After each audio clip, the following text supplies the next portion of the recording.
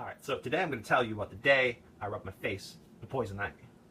Now, it's kind of an extreme act. Not necessarily something I would recommend everyone try. But at the time, it seemed appropriate. So, we're on this trip, little RV trip. Wisconsin to Florida and back. We're on our way back. The whole trip, there'd been a lot of caution towards poison ivy. My girlfriend got it probably about 3 times when she was in her early 20s, and had told everyone how terrible it was. I'm kind of just like, throw a little caution to the wind. If it's green, I'll try not to step on it. That sort of thing. But about 10 days into a trip, on our way back, the girls, my girlfriend's daughter and my girlfriend's daughter's friend, they went swimming, and they came back, and as they were coming back, they were dragging their tubes, their little blow-up floating tubes, through what my girlfriend said was poison ivy. And it was sure enough, the next day, my girlfriend's daughter's friend has poison ivy. And, everybody's a little... My girlfriend's daughter was really freaked out because she did not want that stuff. And so she's wanting to not sit anywhere or touch anything that her friend touched. And so it's this whole big thing. We're getting ready to leave the campsite, and the tubes need to get deflated, and my girlfriend's refusing to touch the tubes because they were rubbing through poison ivy. And so I just took the tube that was covered in poison ivy and went, I rubbed my face and like, ooh, oh yeah, I love poison ivy, I love it.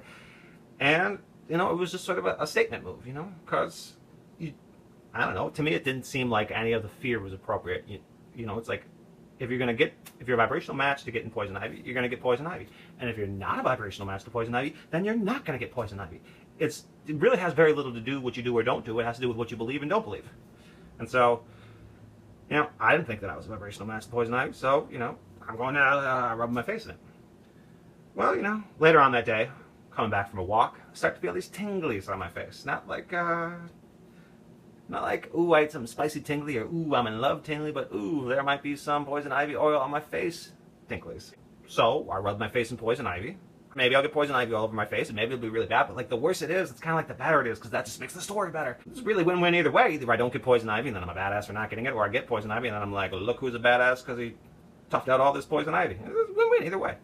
So, kind of went that road with it, and kind of thought about, ooh, it'd be really good focus to have this all over your face, and maybe all over your upper body, and just have that, and have to find a way to focus through that, and see, see past the immediacy of what's happening to you. The tinglers went away the next day, and then ended up never really experiencing poison ivy. And, I guess 50% of adults don't really get the symptoms of it. The other 50% do, so, probably was nothing to fear in the first place. When something is being irrationally feared, sometimes I respond to it in a way of moving into that thing and showing that it's nothing to be afraid of.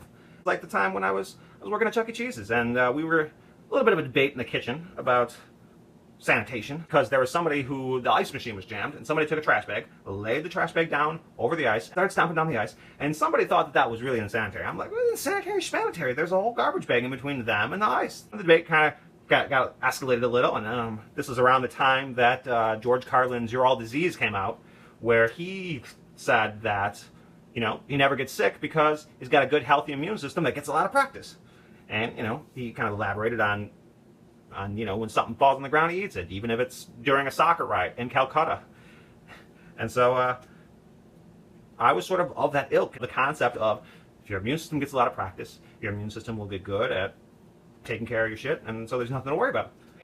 The debate got a little escalated, and we started talking, and somehow it got to I got to the point where I said that I would dip a popsicle in a toilet and then lick it, and just to prove that sanitation was nothing to be afraid of. And we happened to have popsicles at Chuck E. Cheese's. We had an ice cream machine, so we took a bomb pop, went over to the men's bathroom. My buddy picked a stall that he had taken a dump in, maybe not even an hour before, looked clean enough to me, dipped it in there, and then started voraciously licking it in front of him and everybody else, all the other coworkers that came along for the little thing, right in front of their faces. Like, oh my God, it's so many things to be afraid of. You can't have this sanitation, schmanitation. And nothing came of that either. And so, I don't know what it is about. I think with certain things, when you get that sense that there's nothing to be afraid of, then that's true. And you can pretty much do those things. You can do whatever, if you get the sense that there's nothing to be afraid of, you can do that. You can eat chitsicles, you can rub your face in poison ivy, you can do whatever. If you get that sense, that strong, stable sense that there's nothing to be afraid of, you can do it.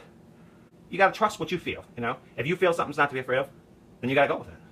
And it doesn't matter how many other people say this or this or that, and this or that, it doesn't matter. You just go with what feels right and what feels appropriate to you. And it can be a lot of fun. It can be a lot of fun being the only person who's not afraid of what everyone else is afraid of. And to just be that example of, there's nothing scary all along. So yeah, that's my vlog for the day. Peace.